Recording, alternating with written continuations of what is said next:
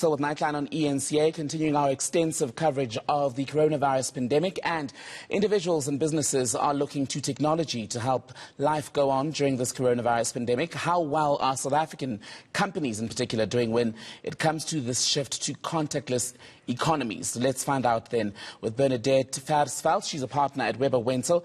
Bernadette, a very good evening to you. Thank you for being with us. You're joining us by Skype tonight. So a lot of us are looking to technology just in terms of trying to keep the boredom at bay, especially with the lockdown looming. But you are saying that technology has a far more meaningful role to play, even as far as finding a cure at this stage.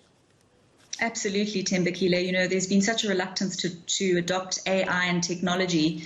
I think, you know, for a variety of reasons, but particularly trying to avoid job losses. And this virus is really forcing us into the fourth industrial revolution. And you know, we always say that necessity is the mother of invention, and how with adversity comes opportunity. We've got South Africa is such a resilient nation. We have very skilled people, people that are very innovative, very creative. Sitting at home for 21 days, there's bound to be a lot of innovation. We have people that have created very successful brands in South Africa, and very inventions that have been patented, that have been commercialized worldwide. So I think in this, with the coming of this virus, it's necessary for businesses in South Africa to create IP in order to survive, and to adapt their businesses accordingly so that they can survive. And the problem, though, with that resilience and innovation that you're encouraging and that you say exists among us as South Africans is the significant lag as far as infrastructure development is concerned. How do we move around that? Yes, Tembakile, in fact, of great concern. This afternoon at 2 o'clock, there was an announcement that went out to stakeholders that the Companies and Intellectual Property Commission was closing. They gave us 2 hours notice today, advising us that they would be closing at 4 o'clock today, and all online systems went off at 4 o'clock. So we are really concerned about that move, in particular because we now, you know, I think the development of intellectual property, we really saw this as the silver lining. People sitting at home able to have time to actually develop and create amazing things.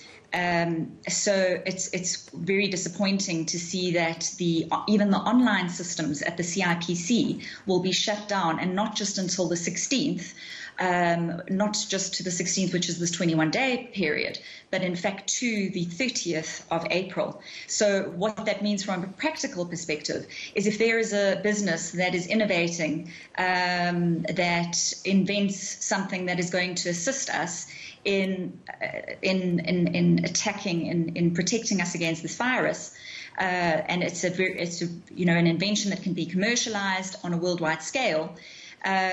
Ordinarily, the first thing you would do is protect your IP, and then you would want to regulate the commercialization of that IP.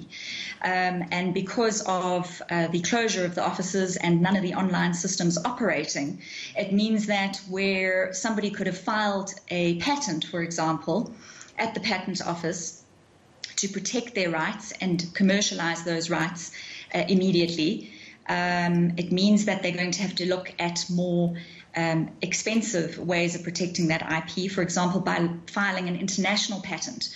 So to give you an idea there, filing a South African patent would cost about 15,000 Rand. Now they're going to have to file an international patent, which is going to cost 100,000 Rand. And that is the problem, though, isn't it, with some of the innovation that we're seeing in AI and the like, and especially in the South African context, where small business is such a priority as far as job creation and indeed the overall economic growth picture. It is. And, you know, when we come out of this, people getting back on their feet and businesses avoiding job losses, if people are unable to protect their intellectual property rights and they're unable to commercialize it going forward, what is ultimately going to happen is we're going to get out of this, whenever that may be, months from now, and instead of being able to protect the IP by means of registration, a patent registration or a trademark registration, they are now going to be litigating. So we're going to be seeing cash-strapped businesses really in financial difficulty, and now they're going to have to litigate to protect their rights. What are the implications then of these advances for workers who are hoping to return to their posts after this COVID-19 pandemic has died down? I think it's a huge concern.